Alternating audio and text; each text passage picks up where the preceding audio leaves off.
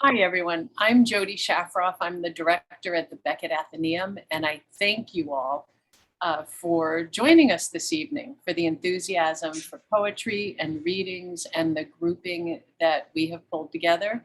I need to give credit to Lara Tupper for such an enormous help on pulling our author readings program back together. She's been inspirational and ever so helpful. I also want to thank the foundations that give us the grants that allow us to run programming, always for free, open to everyone and anyone. The Feigenbaum Foundation, the Berkshire Taconic Community Foundation, and the Fairfield County Community Foundation. You'll notice in your chat that Ellen Manley and I will occasionally add information there. She just explained how to show subtitles if you need that.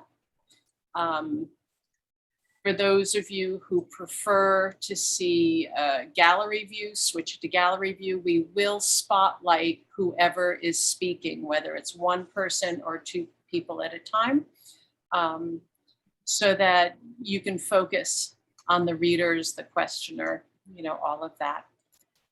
If you have any questions, please put them in the chat. We'll keep track of that for the question and answer period afterwards. But in the meantime, I'm going to turn everything over to Jayne Benjulian, who will introduce the poets and begin the evening. Thank you, Jayne. Thanks, Jody. I'm so happy to be here with my colleagues. I would love to have a glass of wine with you or go out to dinner after the reading. I miss those days. So welcome. And what we'll do is hear a few poems and a short conversation from each of the poets. We'll start with Victoria, and then we'll hear from Chloe, and then Rebecca. And then we'll do a second short round of poems with the poet's choice of something that the poet wants to read. So let's start with Victoria Bosch Murray. Would you please read from Prayer for Plum and Sinew? I wonder if you would read Prayer to Wreckage, Victoria. Thank you. Prayer to Wreckage. The best thing about shipwrecks is the silence. Oh, not at first, when there's screaming gale winds through the rigging, line becoming bass, a whole orchestra performing up is down, life is flotsam as you holler and roll and splash and roar.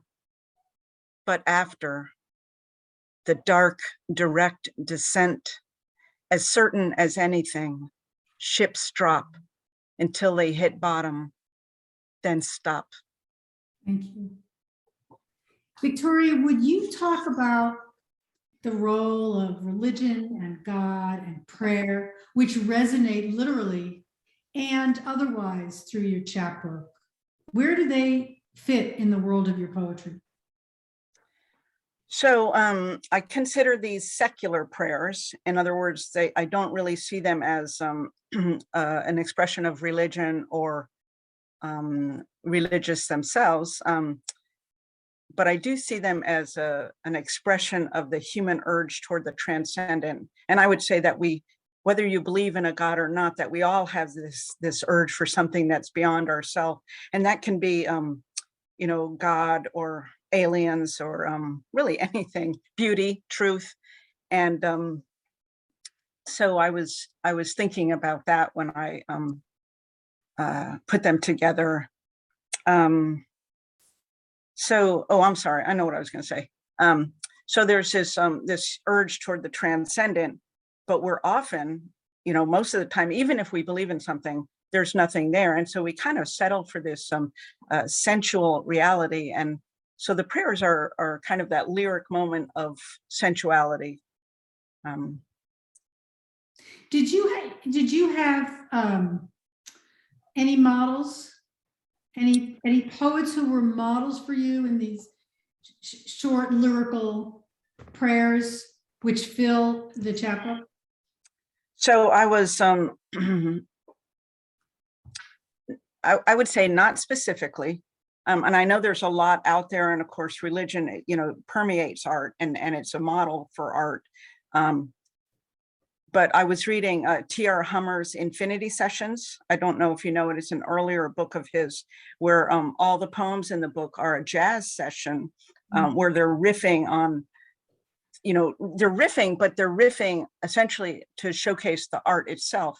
And in that sense, these prayers are little icons of, into the, let's say, icons into the soul, but also art objects in themselves, which is, an icon is a little thing that in some formal religions, they end up being the thing that the person looks through essentially to see. And I'm gonna say things like God or truth or something like that. And so when T.R. Hummer did these infinity sessions, they're beautiful, very short but block where they're very solid and condensed, and lyrical, and the language is beautiful. And also he uses second person.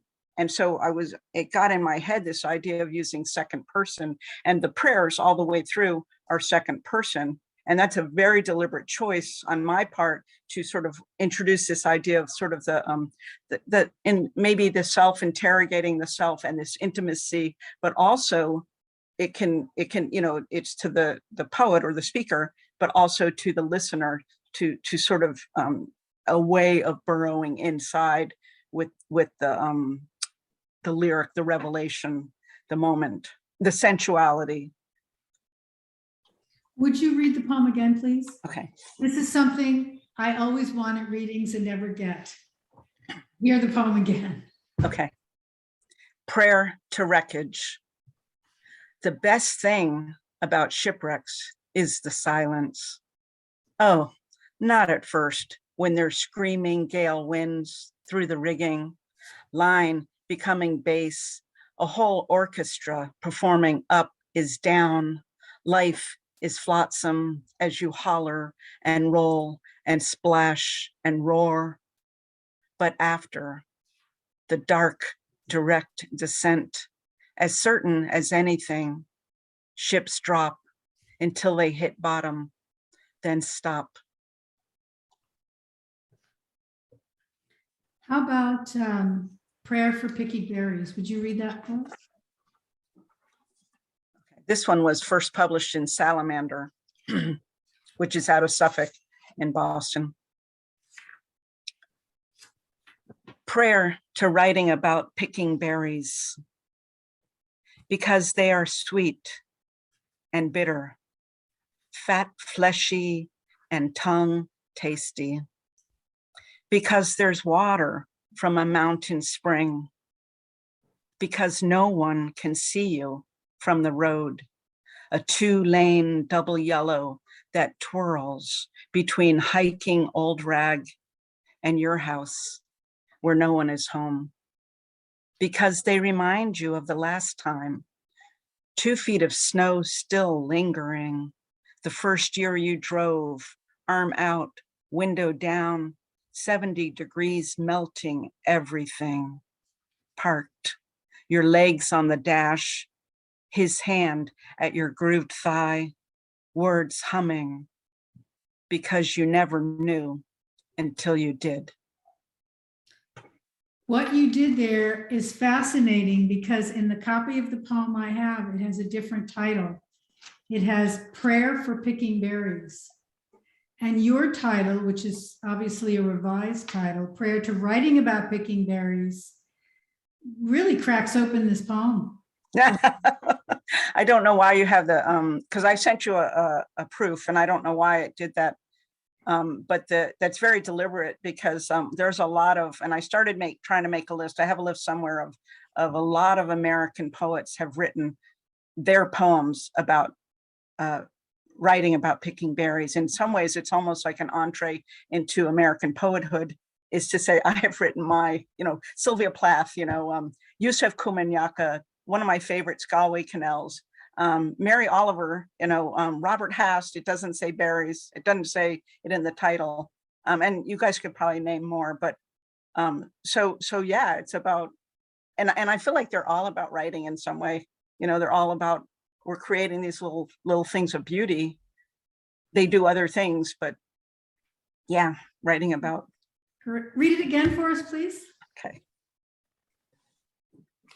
Prayer to writing about picking berries, because they are sweet and bitter, fat, fleshy, and tongue tasty. Because there's water from a mountain spring. Because no one can see you from the road. A 2-lane double yellow that twirls between hiking Old Rag and your house where no one is home.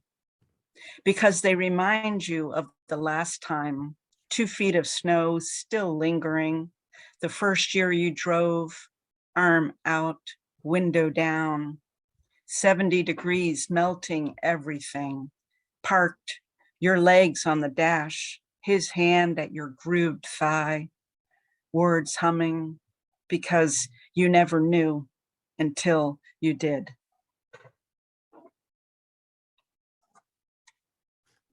How about prayer for stolen stuff? Would you read that? Find it. Page 13. Well, Okay. in my, yeah. Thank you. Prayer for stolen stuff. The chainsaw and the fly rod. The coveralls from clean laundry left in the back of the Ford, sutured with your name in pink above the right pocket. A platinum MasterCard during a transaction in front of your kids and a security camera. It's how you got it back. The cost of a rebuilt engine, your pension, your sound sleep, your wife's heart. That's interesting because my copy is slightly different. I know, I know. Do you want to talk about that? My line is your sound sleep, your husband's heart. So the editor wanted husband's heart, and what it makes it sound like is that, you know, it's a really different reading, obviously, if it says husband's heart or wife's heart. And the husband's heart, it sounds like this is to, I think the woman, and it's really toward the husband who is losing the wife's heart, or getting, you know, it's getting stolen. Very different meaning. Fascinating. So you went with your editor's suggestion. Yeah. Yeah. You know, and I have a story about Major Jackson, who changed, I had a favorite poem, and then he published it in a book, and he changed something very significant. And I think of it all the time because it's a very different poem. And in this case, I think it could be 2 different poems. And I just thought I was reading tonight, I would read the second poem, or actually the first, since the editor wanted it changed. That's fascinating. That's material for a whole other reading or anthology, right? Poems. Yeah, The rest of your editor. I had an editor once change, without telling you. Yeah. I had an editor once change the verb tense. It's like, no, you can't do that through a whole poem. It changes the poem. So this is where the use of the second person really popped for me. You mentioned it a few minutes ago, and this is where I saw that. Anything else you want to say about using the second person instead of I or she or he? I think it accumulates over the course of these, and I wrote them as a group of poems. I didn't intend them to, and they do work by themselves, but I feel like they're so much stronger, especially the you, when they're read as a group. And so sometimes this is a chapbook, and sometimes chapbooks are like, oh, they're an afterthought. For me, this was what I envisioned. I envisioned them together, and as I was writing them, they came to me together. Like I started almost every one of them. I started with the title, and that's how the poem, you know, it's how I got into each poem. And sometimes I would get 3 or 4 titles at a time. In fact, the first poem I wrote is the one 2 blocks west of mine at Beach. And while I wanted to write that poem, thinking it was one poem for a very long time, and I started writing that poem. And while I was writing it, thinking I'm just writing the poem that I want to write, 10 titles came to me, and I'm over here like writing down the titles. And honestly, it's like it kind of grew from there, where they multiplied. And I knew when I was writing them which ones were prayers and which ones were other poems. So this poem really takes prayer to a different level. Yeah, I mean, it starts out a bit ironic, but then until it's not at the close. Would you read it one more time, please? Prayer for stolen stuff. The chainsaw and the fly rod. The coveralls from the clean laundry left in the back of the Ford, sutured with your name in pink above the right pocket. A platinum MasterCard during a transaction in front of your kids and a security camera. It's how you got it back. The cost of a rebuilt engine, your pension, your sound sleep, your wife's heart. Thank you. Thank you. Maria, you're welcome. Chloe, we'd like to hear some of your poems. Chloe Martinez, would you please read to us from 10,000 Selves, which was published in 2021? And I have a request, Mandala of the Mountain Path, please. Sure, I'd be happy to. And thanks, Jane, and thank you, Jody, and thanks to the Beckett Athenaeum for having me. And Victoria, it was so great to hear your poems and to see you after so long. Yeah, and Becky, I'm looking forward to hearing yours. Okay, I'm gonna read Mandala of the Mountain Path. This is, okay, where is it? It's here, I marked it. This is from my new book. It just came out this past fall. It's called 10,000 Selves. It has a lot of, it has a horse on the cover that's made out of women. So it's kind of about like multiplicity and selfhood and gender and all of those things. These poems were written over a long, long period of time. There are a bunch of poems in the book that are called Mandala Poems, and mandala just means circle in Sanskrit, but it can also mean like a circular meditative diagram. If you've ever seen like Tibetan sand mandalas, right? These very elaborate, complicated circular pictures, which can be used as aids to meditation. They can be thought about as like cosmic maps. They can do a lot of interesting things. So I'm just using the idea of the mandala throughout this book as a way to think about progress through some kind of terrain, because the mandala is all about starting at the outside and working your way into the center.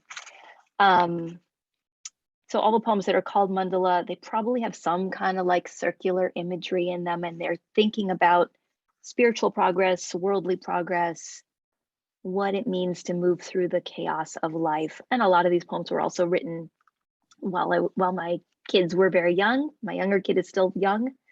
So they're also about like parental chaos and mess. Mandala of the Mountain Path. The monk goes to bed early, rises pre-dawn, his robes identical to other monks' robes. His routine fixed and spacious. Meditate, study, consume a small meal, perhaps, and rest. The monk is not sharing his bed with a preschooler who is fully potty trained this week, I hope. My in-laws went to Tibet, brought us back a framed photograph of the Patala Palace. It hangs in the bathroom. The impossible Himalayan peaks, the sharp whitewashed walls, the garland of stairways leading up to another world. The monk sits on cushions on the floor, his posture and breath perfected over time. He need not squeeze in a mammogram before daycare pickup. His mind is clear. I imagine it that way anyway. Nothing against the monk. His path is hardly an easy one. The icy air up there, The leader in exile, the palace turned museum, the yellow silk robe with its empty sleeves folded on the golden throne. But sometimes I am thinking a thought, and then my husband and children all shout at once. They have misplaced the things they need right now, and only I can find them. Nothing for it. No way to be good enough to make much progress through the triple world. The dishes always waiting to be washed, though I hardly even cook. My husband cooks and cooks. The dishwasher is small. Loaded like someone climbing a steep path, each dish placed gingerly all the way up to the top. The round dome of the temple, the spinning prayer wheel, the clean wind whipping the bright flags ragged. Thank you. So Chloe, you use reversal in this poem and varying levels of humor and seriousness to deliver a kind of, I think, emotional power. How do you think about that process of weaving the humorous and the seriousness? That's a great and difficult question. I don't know. I really love humor in poems, and I think it's such an effective way to help us kind of let down our guard or talk about things that we're uncomfortable with. And in this poem, I think I was uncomfortable complaining about the dishes. I was uncomfortable thinking about this monk whose experience is not my own and who I don't want to appropriate in any way. And in some way, I think the humor that I'm trying to push into this poem is helping me work through the difficulties of how do I talk about my experience, which is in many ways blessed, lucky, easy, right? Not that difficult. These are not major problems that I'm talking about. And yet I am trying to figure out what I'm struggling through and how to get through it. So I think for me, the humor in this poem was my way of sort of poking fun at myself and also letting myself talk about these things and in a way letting myself take myself seriously, if that makes any sense.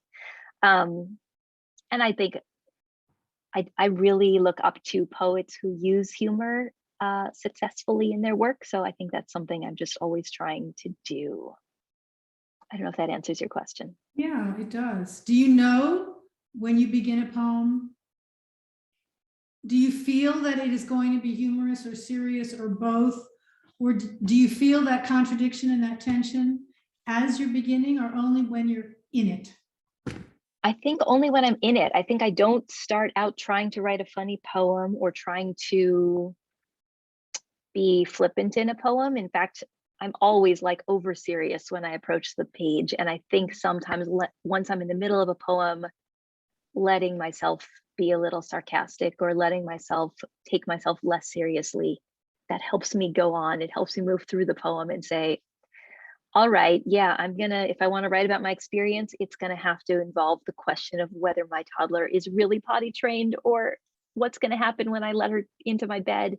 Like these are questions that when I first started writing poems, I think I didn't think they belonged in poems and I didn't want to let them in. And I only wanted to write poems about like serious poetic topics. And this book came largely out of my experience as a mom and also a lot of other life experiences that made me think that's the only stuff that's important enough for my poems is like the real messiness of life and the humor of it and the darkness of it, right? I have to let all that in.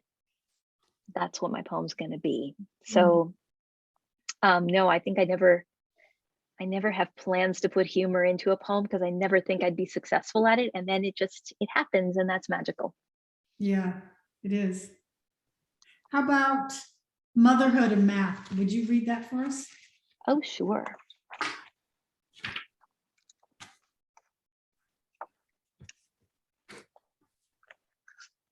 Very on theme. This is also totally a motherhood chaos poem.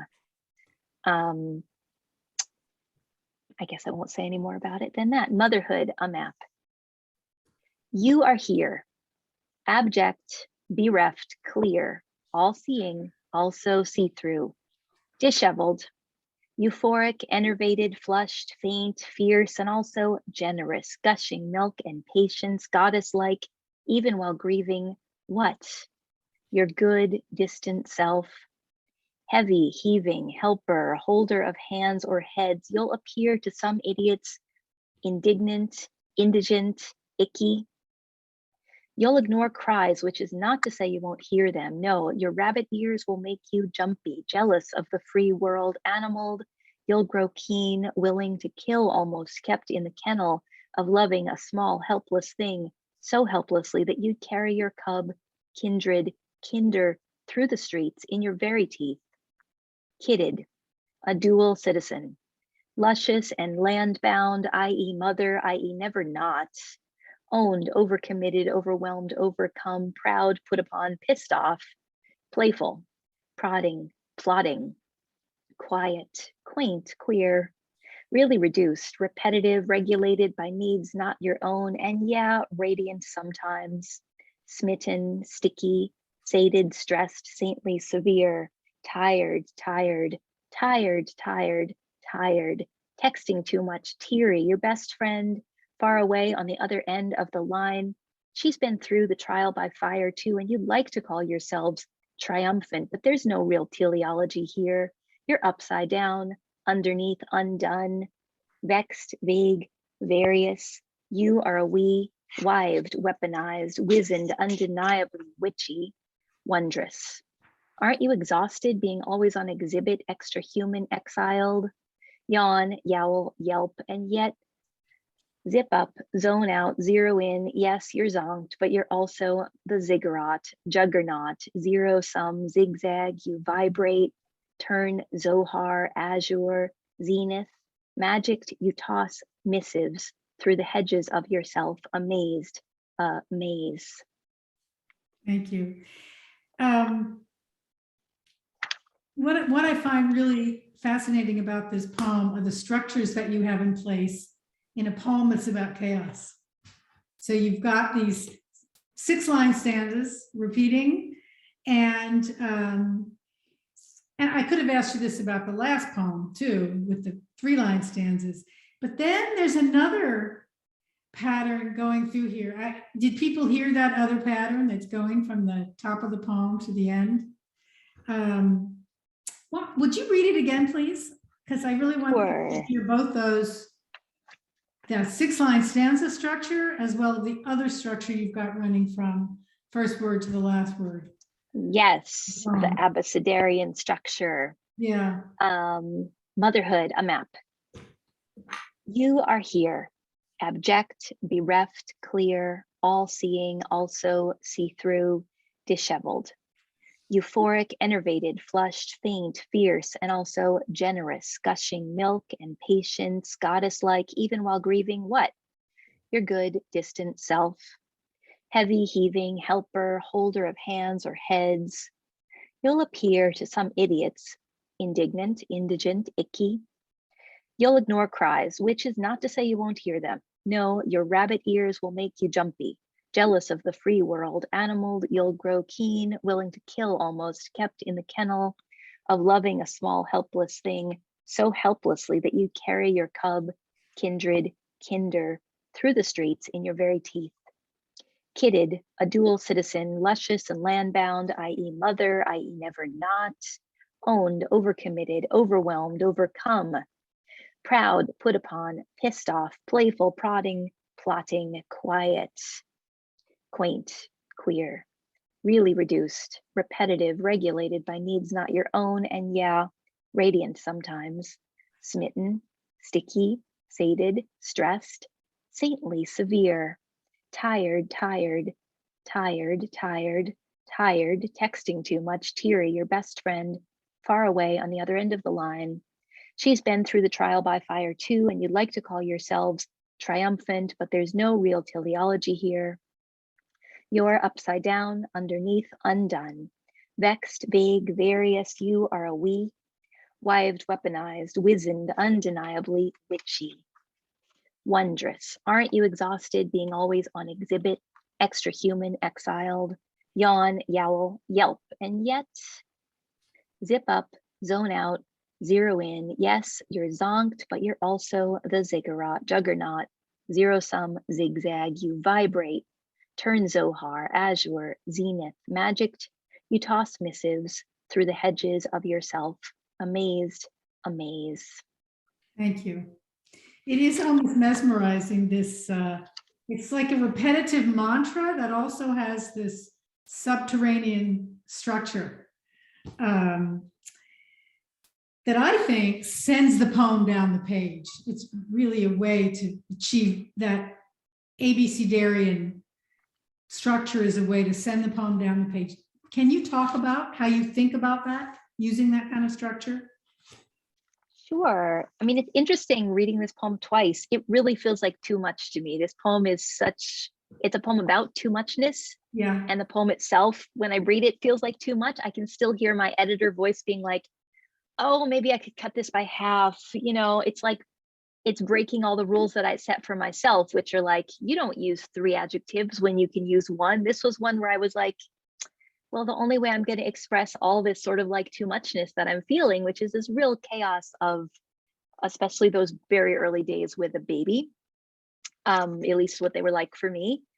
I think the only way to express it was to kind of push myself to make the poem be too much. So this certainly started off without a lot of structure, with messiness and overflow, and the idea that I would write an abecedarian, that would just be a way to like to force myself to keep going. You're going to have to go all the way to Z, because I think my natural inclination is the opposite. I'm all about understatement and paring it down and pulling it back. And this was a poem where I thought, okay, I'll use this alphabetical structure to make myself push it all the way to the end and let it get really messy. I think about Heather McHugh, who you and I both studied with, when I think about this poem. When when she was my teacher, she was all about telling me how I needed to like get messier in my poems. She would show up with these crazy handouts of poems, and she like folded them and stapled things and taped them. And even her way of giving me work to look at was all about this kind of like immediacy and excitement and energy and messiness, which she could see I had a natural inclination to polish my poems up and keep them very tightly controlled. And so she was a great influence for me on like, how do I get outside of that? How do I let the poem go a little crazy? So I certainly wrote this poem without any form. Probably it didn't even have line breaks in its first version. The only form was I have to follow that alphabetical schema. And then I started, once I put it into revision, I felt like, okay, it needs something to kind of balance out all that wildness, and the stanzas began to feel like a little structure that would sort of even things out for me, that would make it feel not like a pile of words, but like something where we're moving through intentionally. Mm-hmm. What I keep hearing is tired, tired, tired. It works. Thank you so much, Chloe. Thanks. We're going to turn to Rebecca. That's actually a great segue to what I'm going to ask Rebecca Foust to read. This, I'm going to ask her to read Al's, A-L-Z, Al's Ghazal, a poem that appeared in Poetry in May 2021. Well, thank you, Jane, and thank you, Jody, for organizing this reading. It's such a pleasure to read with Chloe and Vicky, and to see people I haven't seen in so long. I mean, it's a sharp, painful pleasure, because I really want to see you all in person so much. This is a long poem, so I'm only going to read it once, and I've never read it out loud before, so I hope I don't stumble on the lines. But it's called ALZ Huzzle, and it's written for my sister who has Alzheimer's. ALZ Huzzle for my sister. It's the same house, same rugs, same wallpaper and bedroom, repeating, same dresser, same rocker, same window and frame, repeating, same birds at the pane, same pots and pans, and on the alarm clock, the wall clock, the phone clock, the same time, repeating, each hour's increment in a lived life. But this is no life. Each day like before and to come, repeating. The furniture set in a known pattern, the rugs there like always, inking the blueprint of home, repeating jewel tones on the floor, but what once was north-south now seems to lie east-west. Who moved the rugs?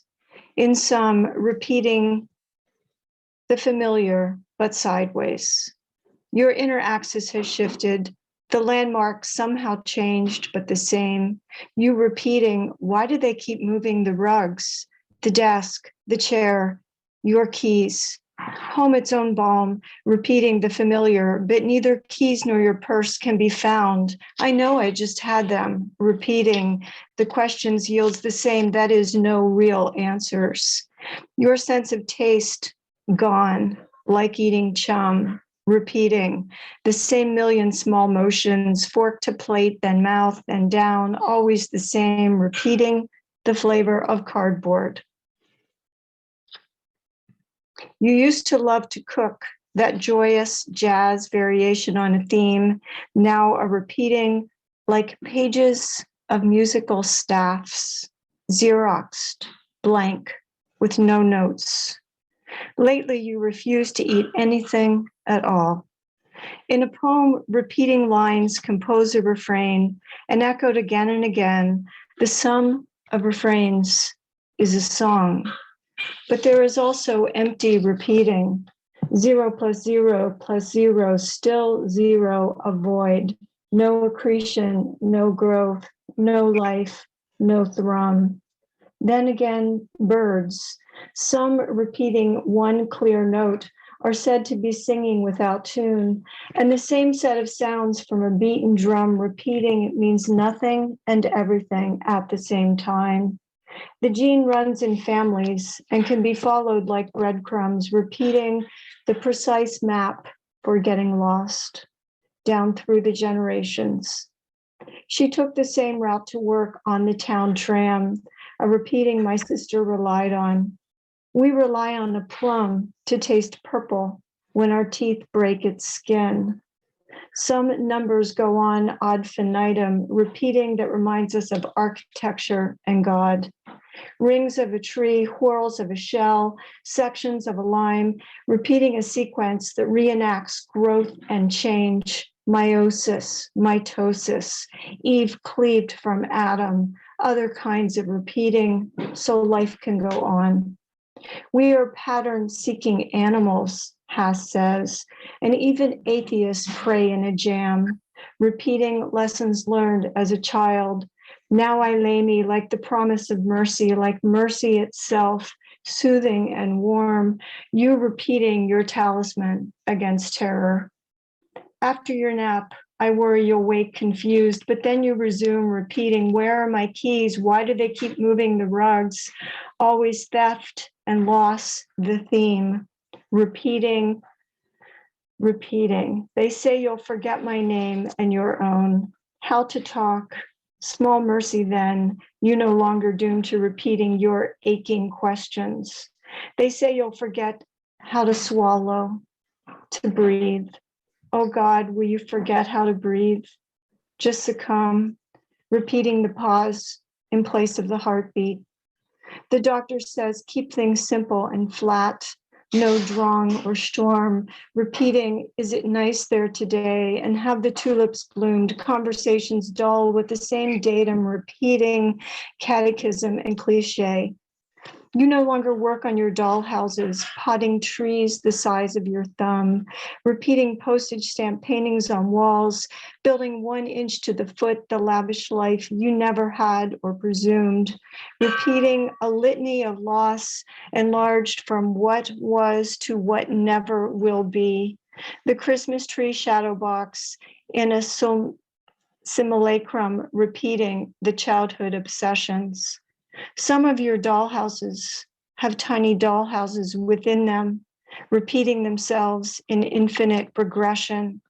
All that helpless sap and surge of creation, your xylem and phloem repeating what to make of a diminished thing. You say you'll burn them come spring, without reflection or qualm, the future repeating and eating the past. It's happening so fast.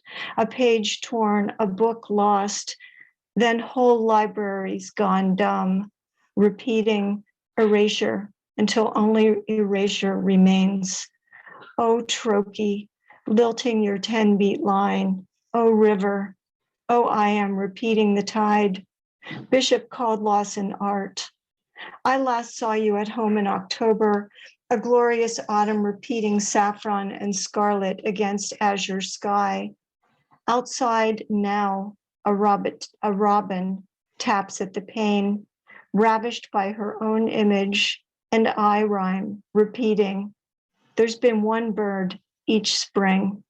Some beat their beaks bloody and die. Some stay for days, numb with repeating their broken routine. Who moved the keys? Who moved the goddamn keys? Your patient husband is grim, repeating, they're in a safe place so we can keep you safe. We are all of us trapped under a great dome, repeating our words and the cries of wild birds. This is harder in some ways, he says, than Vietnam, repeating his pledge to stay till the end. He tries to give you small pleasures, picking and handing you the plum, repeating all you can recall of lush purple juice run down your chin, but at best, it's a dim meme, repeating a holograph, as holograph, plums eaten before. Soon, where are my keys will dwindle to where keys, the totem repeating as keys, then just key. What matters? The way out of labyrinth and code, a chant or a psalm repeating open vowels like water or rain. Luck, the river in poker, the silver ball spun at the wheel's rim, can be repeating until it turns. And isn't it possible to hear a persistent tune as anthem, not earworm? Can't repeating strengthen a seam? Can't repeating strengthen a seam or knit a long row? After you fell, I imagine you there on the floor, the refrigerator's hum, repeating its cold comfort until the ambulance came. Your husband cradling you on the linoleum, repeating presence and absence and presence and absence, cognitive dissonance, or an inscrutable charm, repeating its mysteries. Your hip and arm are mostly healed. The house is still there, but an interior door slams shut every second, an alarm repeating its warning, all doors soon will be sealed. Where we stand in an earthquake is an empty door frame. Soon, repeating itself will disappear. All language flown, a slaughtered lamb, a shattered paradigm. Will your repeating heart just miss its cue? Will you forget how to swallow? Oh, fates, come. Cut, thread, and thrum, repeating its end times refrain. Your jacks and pickup sticks, you still love any game, played now with your left arm, repeating that makes of small movements and art like dance. Your little jokes, like the ALZ tip jar, now crammed, repeating the ring of each coin dropped in. You pull my leg when I call, pretending to forget who I am, repeating, Becky, Becky who, until we both laugh. The sounds that sound so much like crying, but with a whetted edge. In time, repeating a knife against stone will bring forth a terrible blade. Oh, sweet, sad, funny sister. You are the bird who flies away in my dream, repeating its looping script on the blank page of sky, an unhooded hawk, a wild bird freed, calling key, key, key, repeating, repeating, repeating. Thank you for bearing with that very long poem. So, one of the many things that I wanted to ask you about this poem is, how do you think about closed forms? You used a guzzle, clearly. One of the things that I think about, and especially with respect to this poem, is that a closed form can be a container for pain, for an intimate subject, for trauma. And I think in this poem, you've used a closed form to write an intimate poem about family. So I just want to give you the floor and ask you to talk about that. Well, I love writing in closed form. I was trained as a lawyer, so I'm a real left brain thinker. And you wouldn't think this would be true, but I find freedom in closed forms because, for example, when you are trying to adhere to a pattern, particularly a rhyme pattern, it introduces an element of irrationality that I find really useful as a poet. The way I have said this in the past is, for me, it unlocks the carabiner of rational thought. Because when you're trying to find a word, for example, that rhymes or fits within a strict pattern, you're no longer thinking logically at all. And it opens a line of inquiry that otherwise would not be open to you. So I forget which Chinese poet said writing in form is like freedom and chains. Wordsworth has that wonderful poem, sonnet, Nuns Fret Not, which is about the freedom that he found writing in the strict form of the sonnet. I wrote a whole book of sonnets. For about 3 years, that was all I could write, was sonnets. And it was so generative for me. Just one led to the next. So it's really useful for me for getting away from that logical thinking, but it also is very useful for containing pain, because I was just marveling at the way Chloe can use humor in her poems, and the way, Victoria has the, life-affirming imagery. And that's when you get to the question of what you aspire to, I want to write poems like that, because my poems tend to be very dark. And it's hard to write about really personal subjects, but I find using a form really useful because you detach somewhat from the subject, and it's easier to write when you're not in it. Yeah. I think about closed forms the way I think about walking a labyrinth. And that is, the walker is so concerned with where to put her feet and how to stay on the path that it frees some of the other capacities of the brain to do other things they might not have done. Right. Yeah, it was an interesting experience for me to physically do that and experience what I felt. Well, I find walking in general unlocks ideas for me. That's when I get my best ideas for poems. That's why I always carry like index cards in my pocket or my phone so I can take notes. Mm-hmm. Because for some reason that and the other thing that really unlocks me is driving, especially when I'm driving on autopilot. That's when I really get ideas. It's like they have to sneak in. When I consciously sit down and say it's time to write, nothing ever comes to me then. So yeah, form's been very useful for me. And after writing all those sonnets for a while, I had this idea that I was limiting myself as a poet, and I had to write in other forms or in free verse, which is also a form, by the way. I personally think all poetry is in form. It's just some forms are stricter than others. Mm-hmm. So I tried not to write poets for a while, and I just didn't write anything for a really long time. So then I let myself write sonnets again, and I started writing. And I do write other forms besides sonnets. It's my favorite form, but I decided it wasn't good to limit myself in that way. I just have to do what works. Mm-hmm. Will you read another poem for us? Yes. Do you want me to read the Unexploded Ordnance, Ben? I do, which is from your new collection coming out this year called Only. Yes, I'm very excited about that. I don't know the exact date, but it's going to be in the fall of this year, and it's with 4-Way Books. And I mean, who knows if there will even be paper to print these books on? I have no idea. I have so many friends whose books can't be bought because there's no paper to print them on. But anyway, I'm really excited about it. I just really hope that we'll be able to have readings in person. But if not, the Zoom is great too. Yeah, so this is called the Unexploded Ordnance Bin. And just by quick way of explanation, I used to go to Wellfleet every summer on the Cape in Massachusetts. And as on the West Coast, they have a real issue there with unexploded munitions washing up on the beach, because the Navy used to use, in Wellfleet, the Navy used to use a ship as target practice for years and years. And so people routinely would find unexploded munitions on the beach. In fact, so routinely that the local police station maintained a bin for their disposal.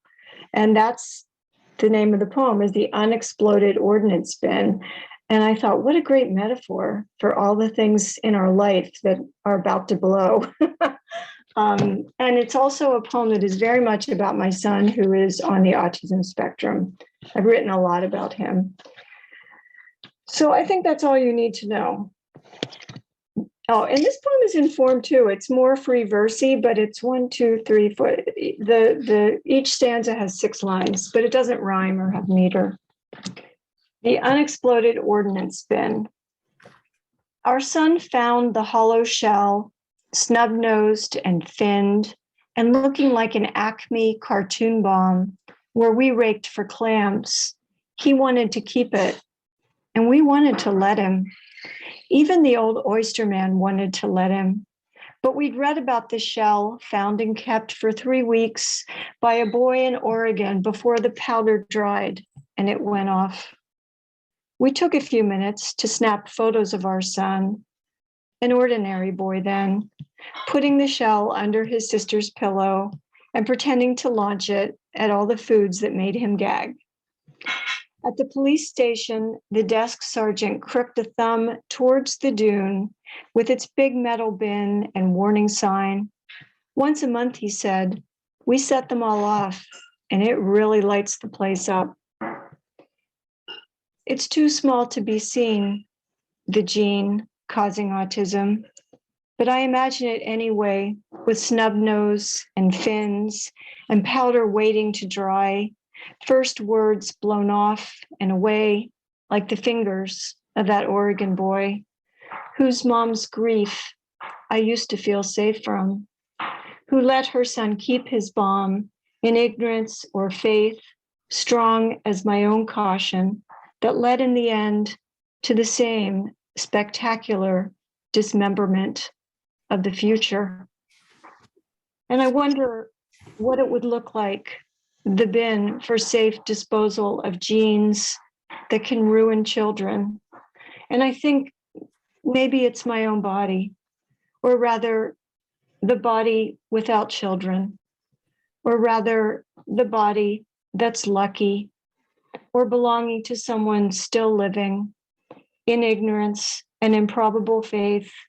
Or maybe the bin is the world when to be human was all promise and radiance, unwinding dawn mud flats into long, wide, shining ribbons, pink as a new baby's gums, and elsewhere, a family in a warm, illuminated room is eating steamed clams, or just any ordinary dinner, as if it weren't going to blow all to hell any second.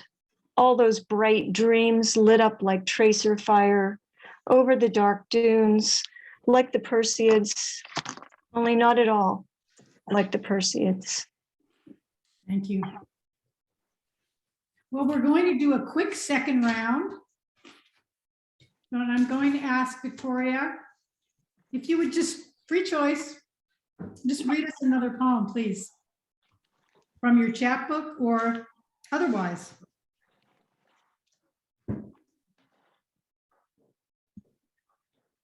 So I think I'm gonna read the first poem, the one that started with this whole series. It's a prayer. Prayer, 2 blocks west of Minot Beach. Rummaging for your door key You hear the ocean, and it's a congregation again, again, hallelujahs, amens, something gone right. You breathe the salt, satisfying like sex before dawn, rumbling waves responsorial, a holy of holies, a hovering mercy, a tapestry map back to azure and tease, a trail of incense, divine scarlet wine, the air so close you think it's going to kiss you, and you think about him, and it does. Thank you.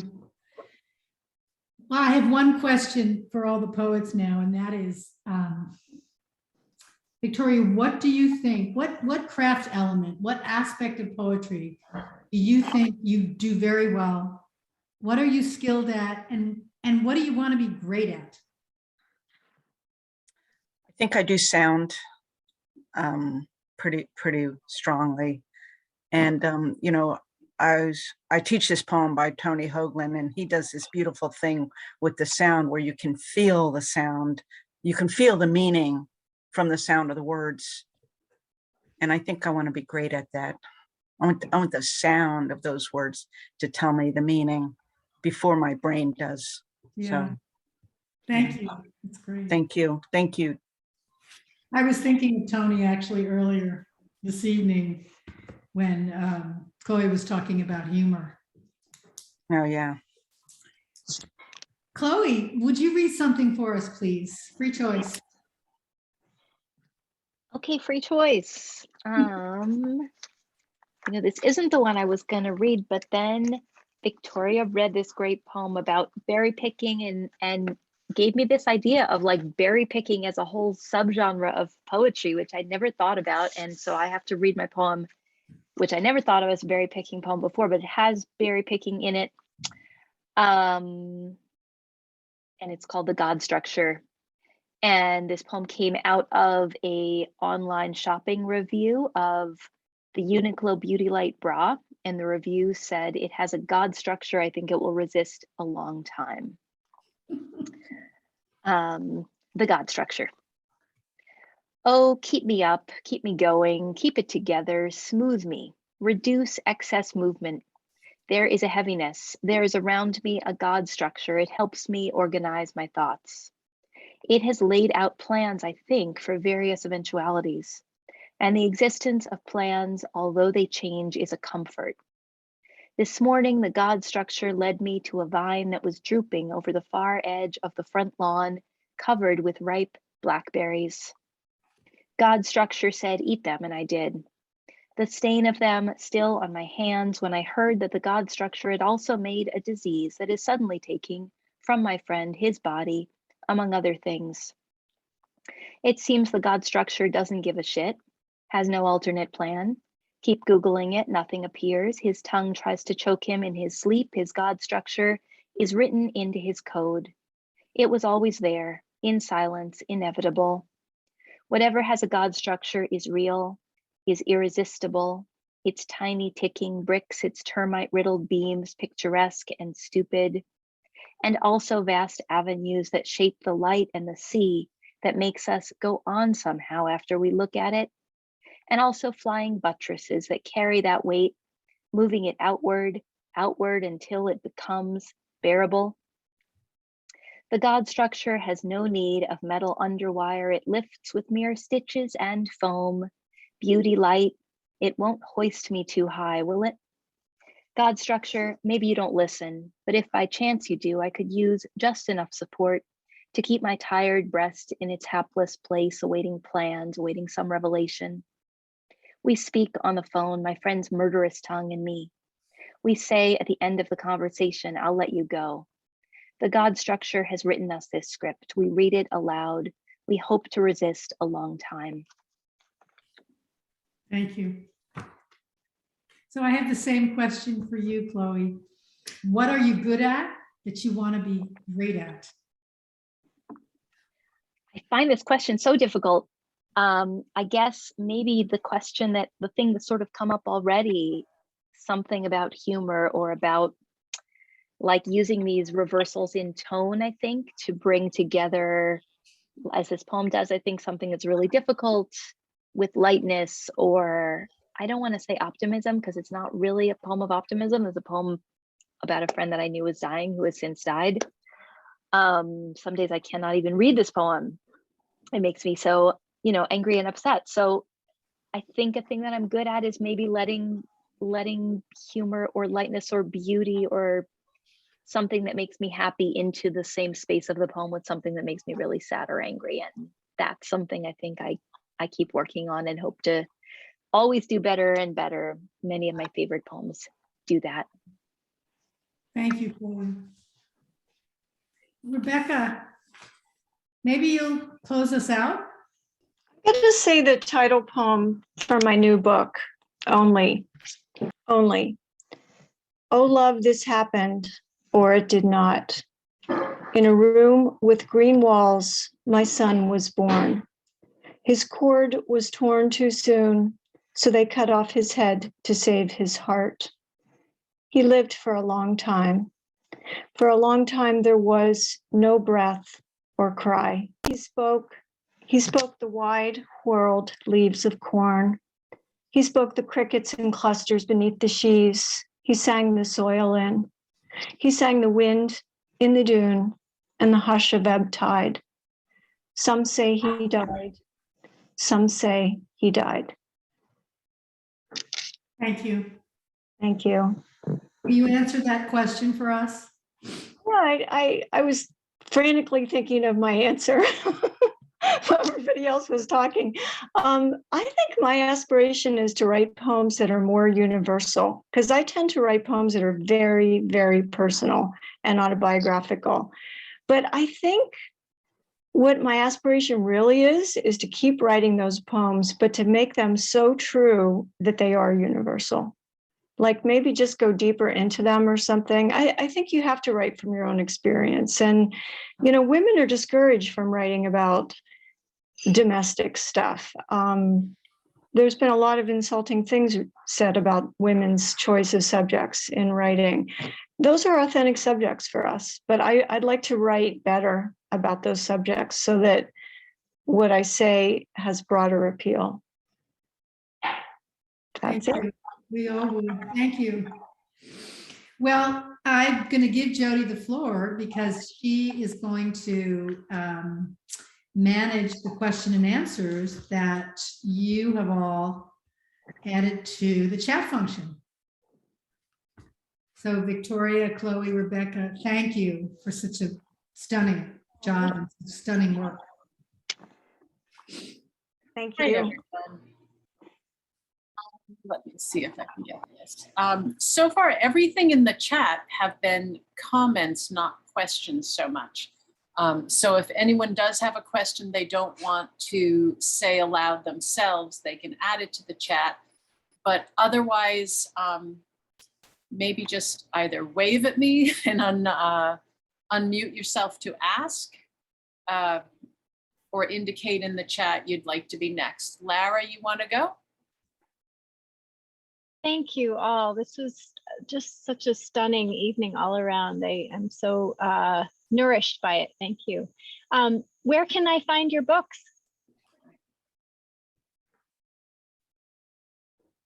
Well, should I answer for you? You can order these books, right? 10,000 Selves from the WordWorks was published in 2021. Rebecca's Only is coming out in 2022 from Four Way. And Chloe's chapbook, I want to say Prayer and Plum, is that right? Prayer for Plum and Sinew, 2021. Can your book be ordered, Victoria? It's Prayer for Plum and Sinew, and it's going to be out this year from Redbird. So I'll certainly announce it. But they promised me 2020. It was already delayed with COVID by about 2 years. Okay, Yeah. so I read 2021, but that's not correct, right? Yeah, that's they delayed. They had a lot of trouble, but Yeah, they're back. They're back. They promised. great. So, Great, thank you. And Jayne, your book.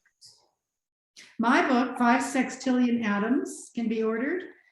wherever books are ordered, independent bookstores, the unnamed, Goliath, and wherever you get books. Yeah. Thank you. Thank you all. Thanks Can't for the wait. plug, Laura. Yeah. Of For course. anyone who's local, to our library, we also will have copies of everything. Yay. Ready and available for all four, Jayne included, Thank just so you. everyone knows. I can't wait to read all of your books. How do you all read the chat and talk and keep yourself together? I don't know. Frantically trying to read this chat right That's now. hard. Yeah. Thanks for all the comments, everybody. Sweet. Well, stay tuned to the Beckett There's- Athenaeum because it has really extraordinary Reggie has a question programming. for Becky. Oh, I can read it aloud and you answer it maybe. Becky, is it possible that you are universalizing Oh, that interesting. charge of domesticity as being leveled at women when maybe only leveled at women of a particular class, i.e. those who have the leisure to write in domesticity? yeah, that's a great point. I think I am doing that. I think that's a really great point. But I was thinking very specifically about, oh gosh, I can't remember the name of the author now, but he's a really well-known author. It wasn't Paul Theroux, it was, anyway, I was thinking about a comment I read of his in The Guardian, where he said that when he reads a piece of writing, he knows immediately if it was written by a woman, because the subjects tend to be very small. And I came up with a rejoinder to that, and the rejoinder is, well, also small are the spaces between atoms. It's like in the small spaces of our lives, that's where things happen. But yeah, I think that's a good point, Reggie. I think I am doing that to some extent.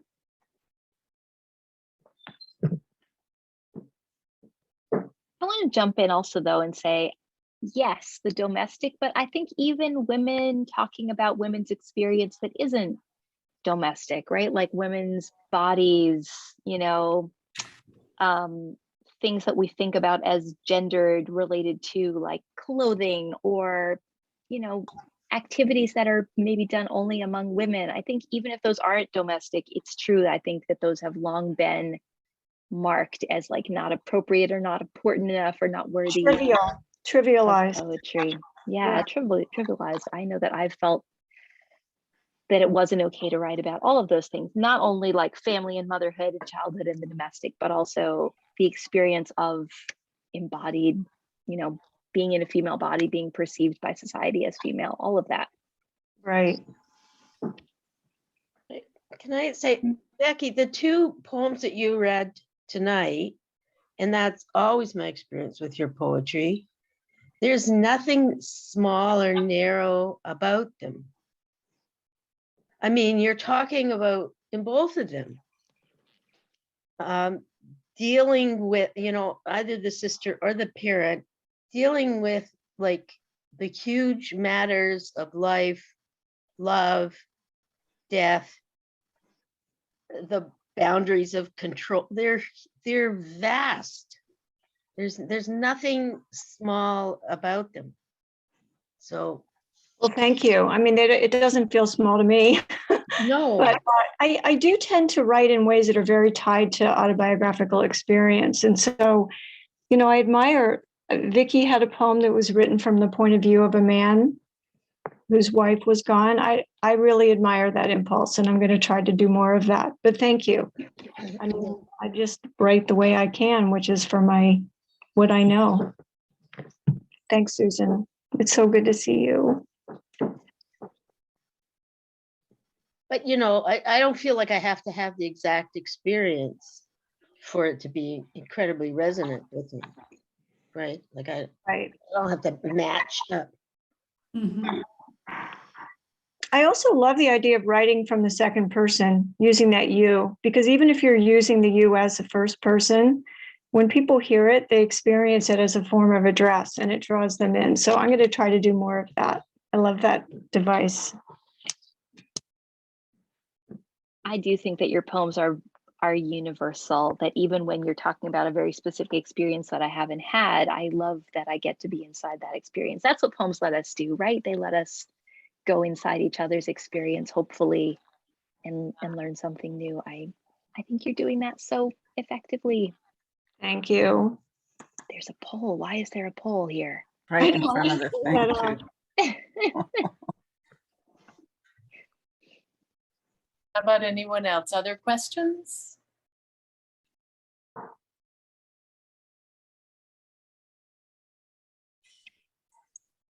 I have a question.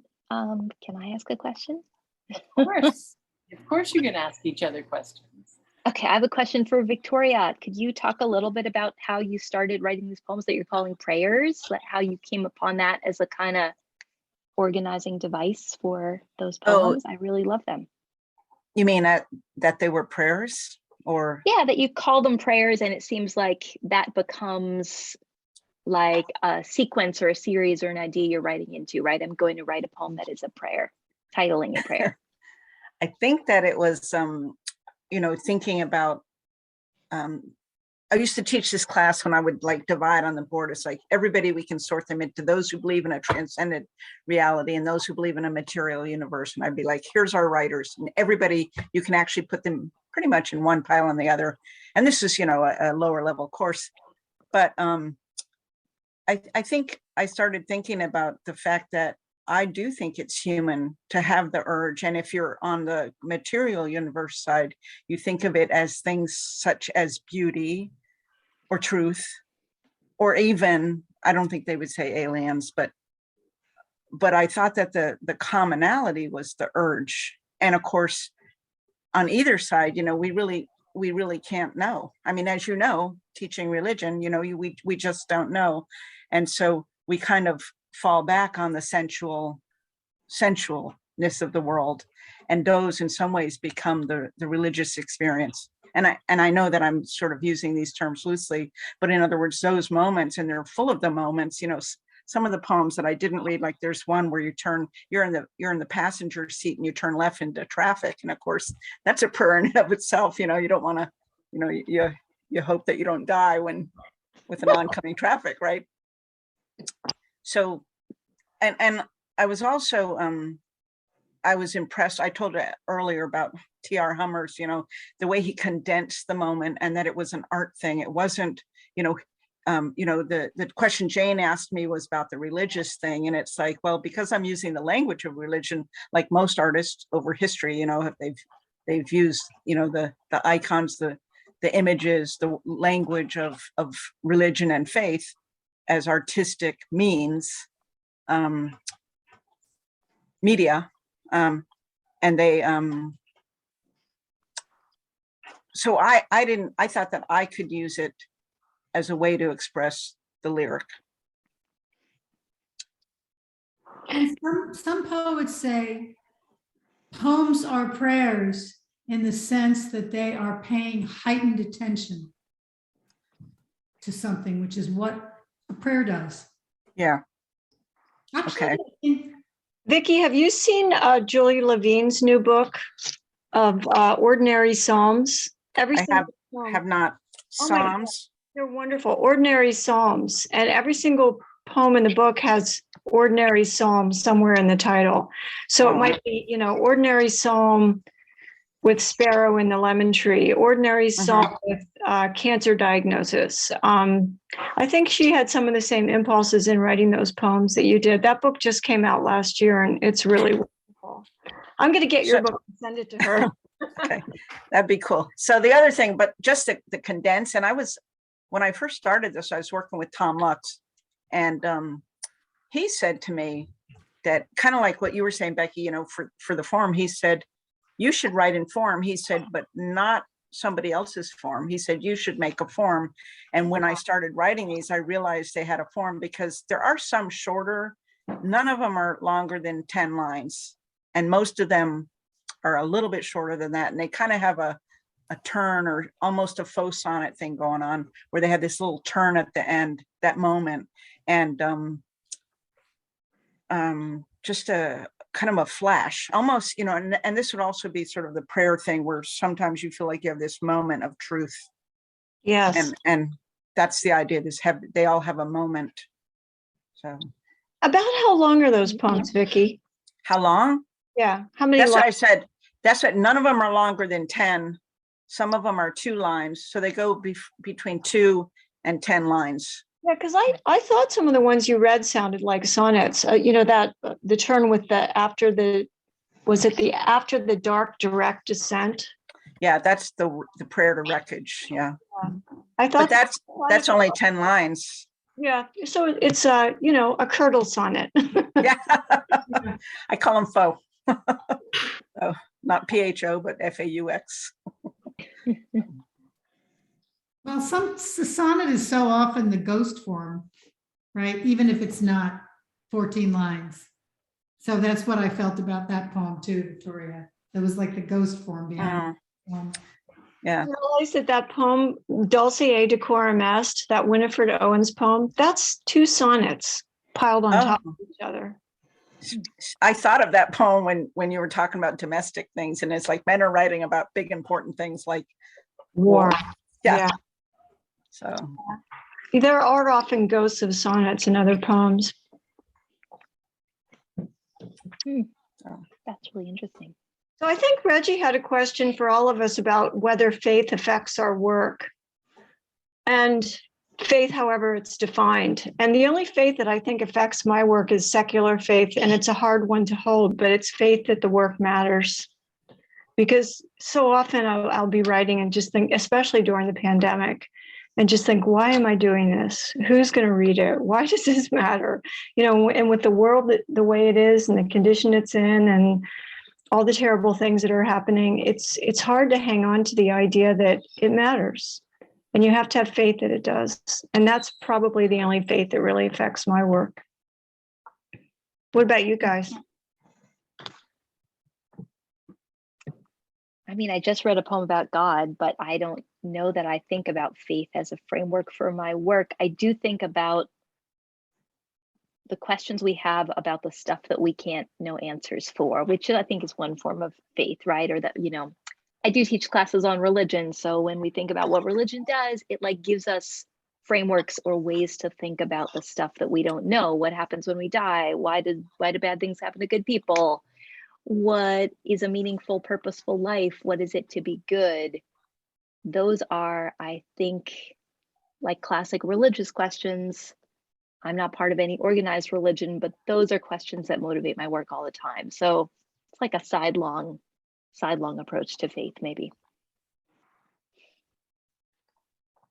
I think I would say along the lines of what Becky just said, and I've thought about this, that, when I was younger, I was, a believer. So I'm familiar with the language of faith and all that. But I would have to say, in a polite sort of way, no longer, but I've turned to art as the thing that has meaning in very many ways. And it's, we're in troubled times, and we could say that all the time, but it feels so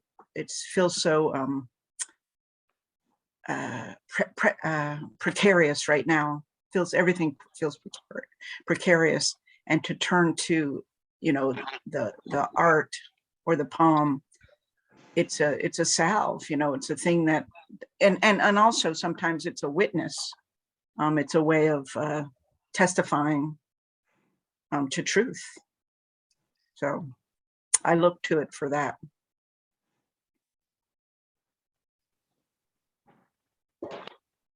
It's been amazing to see recently, people organizing these big poetry readings for Ukraine. And I went to a reading the other day that 800 people showed up to see Ukrainian poets and translators read. And some of those readers were reading, from in the midst of war-torn Ukraine. The idea that poetry still seemed like a useful thing to do, that it had something to offer in that space, that gathering around art, was a sort of a form of empowerment in this incredibly scary, disempowered moment. To me, that's definitely faith. So it's kind of, Yeah. I think a I was lot gonna of say the Eastern European poets who wrote through all their terror, through Stalin, through all the repression, as a way of testifying, as a way of witnessing, as a way of testifying, as a way of making permanent what they saw. Carolyn Forche has an anthology on poetry of witness, and it shows you how important it is. And kind of as we're pretty comfortable, if we're here on Zoom, we're pretty comfortable. And yet people in really, really horrendous situations, concentration camps, writing poetry, making art, and meaningful stuff. So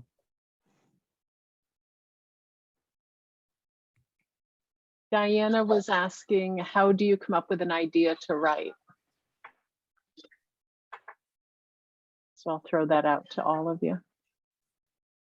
Well, Ruth Stone said that ideas are always passing through the ether, and that an idea for a poem would come to her and it was like a freight train. And she had to put down whatever she was doing, the shovel in the field or whatever, otherwise it would just pass her by. And that's what I feel. I feel like the ideas are always there, but we don't always stop and listen and write them down. And so I've just been trying to train myself to pay attention and to stop what I'm doing and write it down. When something, I guess Emily Dickinson would say, a word glows, or when something just pings my attention, because our attention is so scattered and divided now. So if something pings it or grabs it for a minute, you just have to write it down. And then when I have more time, or when I'm at my desk thinking, I have to come up with ideas now, what I do is page through my little cards with little things written down to see if something zings a little more or gathers more words to it. That's how it happens for me. I feel like they're always there. I just have to put my net up to catch them. Yeah, same. I think just like I love the wording of that, Becky, putting your net up, the idea that like the stuff is there all the time. It's just a question of if we let ourselves pay attention to it. So for me, I just read a poem that came out of an online customer review. Very weird thing to write a poem about. Wasn't because I was so moved by it. It was that I was thinking about my friend and like I needed some point of access, and I had to let it sort of come in sidelong. So I was in the midst of like, I don't know, online shopping or something. And this weird miswording hit me. And I was able at that moment to kind of stop what I was doing and start writing out of it. So it's so much about, for me, finding ideas for poems. I can't go out and look for them. They're not there to be found if I'm searching for them. And I'm not somebody who could sit down and have a regular writing practice. I've never been able to be like, I'm going to be at my desk from 9 to 11, and that's when the poems will come. That does not work for me, but definitely being open to or listening to those strange things that come at you and letting them begin to be poems is really important. So they say if you sit at the desk, the poems will come. I've done as a discipline, Ross White runs the poetry grind. I don't know if you guys have done that. Our colleague at Warren Wilson, the grind is where you write a poem every day for a small group of people, like 8 people. And it's the discipline. You just sit down and write a whole poem. And I have to say, the first couple of days of the month, it's really clunky. But once you sit down every single day and do it, you start to, it part of it has to do with what Becky's saying. You start to recognize what makes the poem. And I know, Chloe, my kids are grown, but I know what it's like to have, I don't know what I did back then, let me just say. But yeah, I think sitting down and doing it and saying, I'm here, make it happen. So sitting down at the desk. That's another part of it, definitely. I think maybe if I didn't have small kids and I was able to sit down at the desk more regularly, or like have a desk that didn't have somebody's pants on it, that would be, I'm at work and I do have a desk here, but it's hard to get here some days. Right. But yeah, I've done the grind and that does help. Certainly the idea that like, I got to get a poem in to somebody by the end of the day. I'll have to make something out of whatever I've got today. that can be really productive. Though for me, at the end of that grind month, every time I've done it anyway, at the end of the month, it's like, I've written the last word I can ever write. There's no hope after this. I'm gonna just like lie on the floor. I'll never write another poem. I feel like everything is sucked out of me. I'm not able to generate like that much work. It's really hard for me. I'm just a more intermittent poet, I think. Chloe, have you read Yvonne Boland? She wrote two memoirs, and one of them, I don't remember what it was called. I think it had the word map in it, but it was about trying to be a writer while having small children. And I have to read that. The thing really that stuck with me is she said, there were some days when all I could get was a word.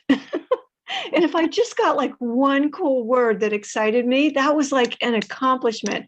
And it's the idea of the dyer's hand. You know, if you just every day in some way let poetry touch you, if it's just reading a poem or just coming up with a cool word and saying it over and over and writing it down, you've accomplished something. I didn't write anything when my kids were young. I didn't even start writing until my youngest kid had graduated high school. So if you're doing anything, you're killing it. Thank you. One word, I love that. Yeah, for me, some days if I read a poem, that's an accomplishment. I One agree. word, just one word.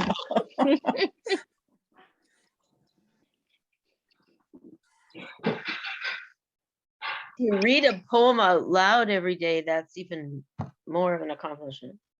Yes. So I've been doing this with some friends, actually. Well, we do it once a week. We just read, we're all reading our way through an anthology. We read poems out loud to each other, and it really helps the fluidity as well as being really good medicine. I mean, it just makes me happy. Yeah, my partner and I recently started reading a poem every night instead of saying grace. I thought you were going to say instead of having sex. Oh, well, there's that too. So sorry. That's funny. One lasts longer. Oh my God. But we just keep an anthology. We worked our way the whole way through one of Robert Bly's anthologies or collecteds. And now we're doing a Seamus Heaney, and it's fun. We don't talk about it that much. We just take turns reading one poem before dinner. That's good. Sweet. Nice. Reading aloud with other people is also like there's something very nice and special about that. Reading words that are not your own, but with other people. I'm teaching a poetry and religion class this semester, and this week we're reading Roski's Beholding. And I spent part of class this morning just saying we're all going to go around, everybody read like 4 lines, and we'll read in a circle, and we'll let the poem be out there in the air for a while before we talk about it, before we start to like analyze and say clever things, right? We'll just read it. It's so much fun. It's I happy. love that book. It's a great book. Oh, I really love that book. Great book. I know there's a couple more questions in the chat, but I thought we would try for this one. What have you tried to write about but found yourself lacking? Although I would add on to that question of what did you try to write about and found it wasn't the right time yet, but maybe it came back around maybe years later, who knows when, and suddenly it was able to be written. Sorry, Reggie, I'm adding on to that. Yeah. Well, I've been really trying to write political poetry with varying degrees of success, I think. And I started out by writing about why I couldn't write political poetry. And I finally have started to write some political poetry. So, you know, in these times, it's hard not to write about these issues. So that's my answer to that question, political poetry.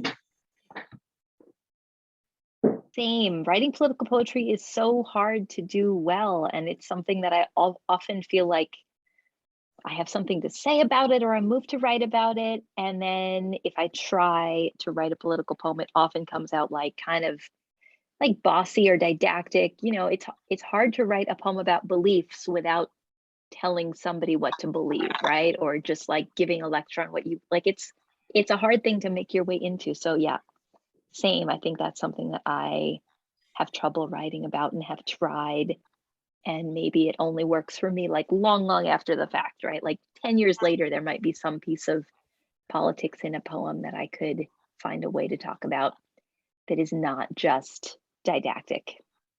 Or a rant. Yeah, or a rant, exactly. Like, how do you So- make it a poem? So I would agree with the political question. Very difficult to do, but I had trouble.